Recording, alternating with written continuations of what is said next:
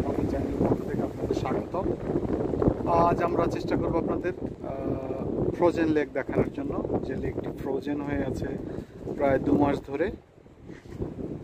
চলুন আমরা সামনে আস্তে আস্তে যাই। এটা আমার বাসার ব্যাকইয়ার্ড, পুরোটাই স্নো পড়ে আছে প্রায় 1 থেকে 1.5 মাস ধরে, একই অবস্থা।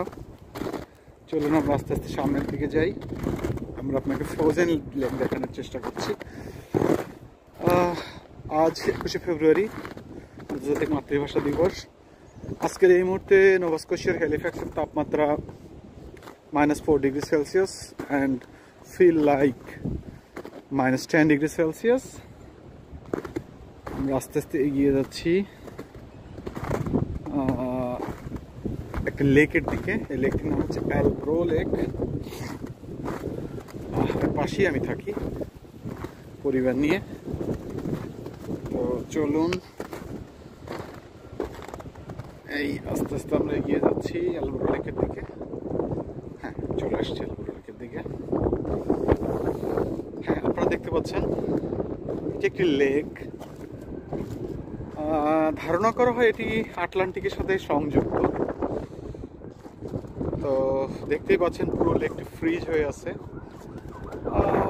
নোভা স্কোশিয়াতে অ্যাকচুয়ালি আমি গত 1-2 মাসে যতগুলো লেক দেখেছি, ফল রিভার আর অনেকগুলি লেক দেখেছি, সবগুলি লেকেরই একই অবস্থা, জমে ফ্রিজ হয়ে গেছে।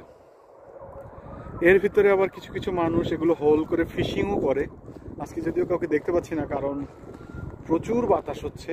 বাতাসের কারণে হয়তো যারা ফিশিং করে তারা আজকে আসে নাই। আপনারা দেখতে পাচ্ছেন অ্যালব্রো লেক, ফ্রোজেন লেক, পুরোটাই ফ্রোজেন হয়ে আছে।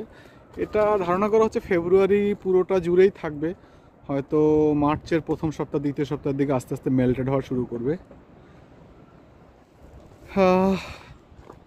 আবারও বলে রাখি, নোভা স্কোশিয়ার হ্যালিফ্যাক্সের আজকের তাপমাত্রা -4 ডিগ্রি সেলসিয়াস এবং windshield temperature feel like temperature -10 degree. আপনারা দেখতে পাচ্ছেন অ্যালব্রো লেক, ফ্রোজেন লেক, পুরো লেকটাই ফ্রোজেন হয়ে আছে আজ 2 মাস ধরে।